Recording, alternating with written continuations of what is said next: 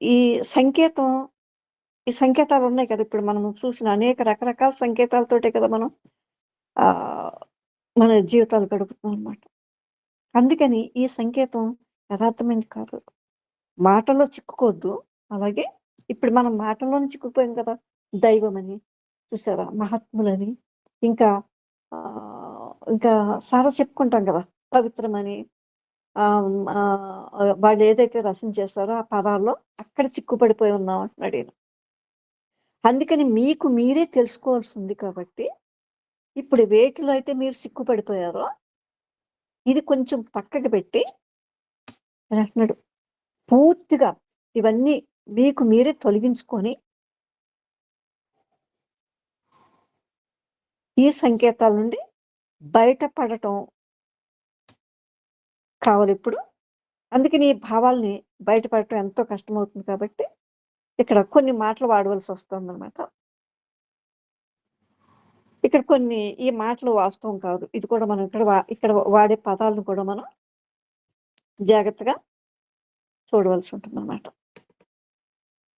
ఇక్కడేంటంటే, ఈ మాటలు వాస్తవం కాదనేది మనకిప్పుడు మనం చెప్పుకోవటంలో కూడా మనకు తెలుస్తుంది కదా!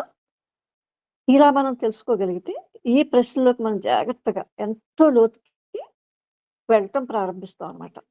అంటే, మనిషి తనలో ఒంటరితనం వలన, లేదా ఒక నిస్పృహ వలన, ఒక భావానికి లేదా చేతితోనో, మనం మనసుతోనో తయారు చేసుకున్నటువంటి ఒక రూపానికి పవిత్రతని ఆపాదించుకున్నాం అనమాట.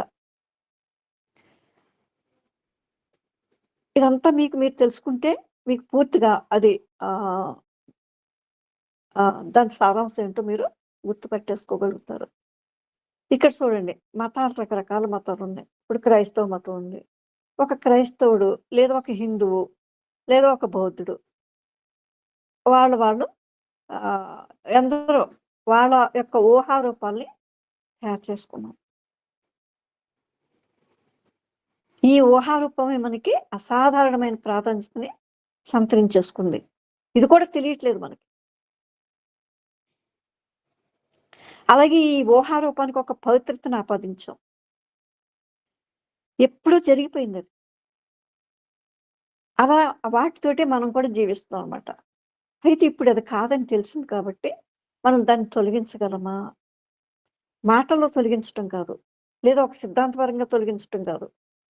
వాస్తవంగా దానిని ఒక ప్రక్కకు ఉంచి, అటువంటి దానిలో ఉన్న ఆ నిష్ప్రయోజకత, ఆ మొత్తాన్ని మనం చూడగలమా? చూసారా? చూసి దాన్ని తొలగించుకోగలమా? ఇదిక్కడ. ఇక్కడ ఎవరైనా క్వెషన్ కూడా వేయొచ్చు. మీరు జాగ్రత్తగా వింటున్నారు కదా!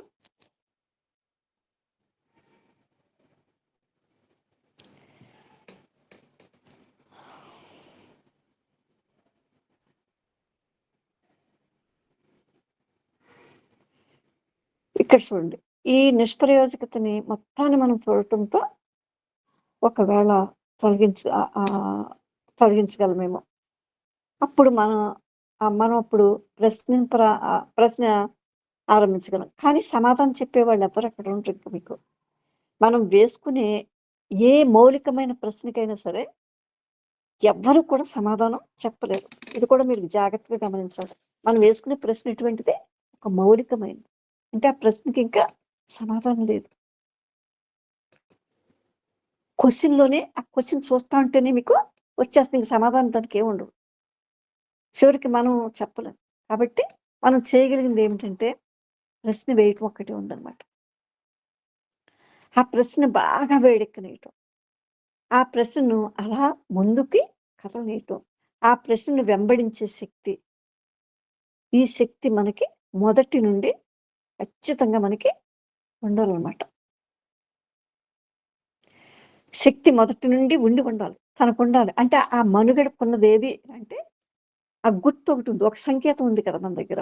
ఆ సంకేతానికి మించి ఇంకా మాటలకు మించి వాస్తవమైనది, సత్యమైనది, పూర్తిగా పవిత్రమైంది ఏదో అది ఉన్నదా? చూసారా మీ క్వెషన్‌లోనే ఇదొస్తుందనమాట. ఇంత అపారమైన లోతుల నుంచి చెప్తున్నాడీయన. మీకు అర్థమవుతుంది కదా! అది ఏదైనా కావచ్చు. ఇక్కడెవరో క్వెషన్ ఏస్తున్నారన్నమాట. అసలు మీరు భగవంతుని గురించి ఈ ప్రపంచంలో పలు భావాలున్నాయి కదా! భగవంతుని విషయంలో మీకు ఉన్నటువంటి ఆలోచన ఏమిటి? ఇది క్వెషన్ అన్నమాట ఇక్కడ మనకి. మొట్టమొదటగా భావనంటే మనం అనుకుంటున్నదేమిటో తెలుసుకోవాలి. మనం భావం అంటాం గదా! భగవంతుడు అనే ఒక భావం ఉంది కదా ఇక్కడ. ఈ భావన అంటే ఏంటో ముందు మనంతట మనం ఏమనుకుంటున్నాం అనేది అది తెలుసుకోవాలన్నమాట. ఆలోచన, ఆలోచన యొక్క ప్రక్రియ అంటే మనం ఇచ్చే అర్థం ఏమిటి?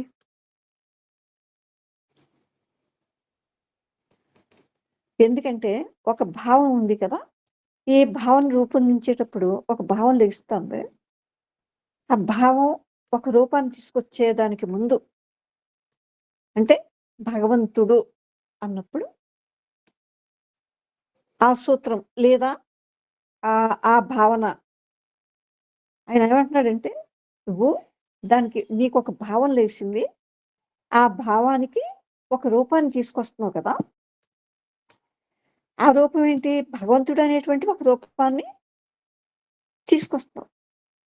అప్పుడు నువ్వు ఆ భావన నీ నిబద్ధతకి ఫలితమే కదా! అని అడుగుతున్నాడు. ఇది కూడా మీరు జాగ్రత్తగా విని ఇది అవునో కాదో మీకు మీరు తెలుసుకోండి. ఎందుకని? మనకు భగవంతుడిలో నమ్మకుంటే తప్పనిసరిగా అది ఆ పరిసరాల ఫలితమే కదా! వేరేదేమొస్తుంది? ఆ నమ్మకం యొక్క ఫలితమే ఆ చుట్టుపక్కల ఆ పరిసరాలు. ఎందుకంటే కొంతమంది ఏం చేస్తామంటే మనం చిన్నప్పటి నుండి కూడా కొంతమంది ఇలా అంటారు. భగవంతుడు లేడంటానికి వాళ్ళలా శిక్షణ పొందుతారు. కొందరు మనలాగే భగవంతుడు ఉన్నాడు అనే ఒక నమ్మకం ఉంటుంది. ఇలా 2 కూడా. 2 సరైనవి కావు.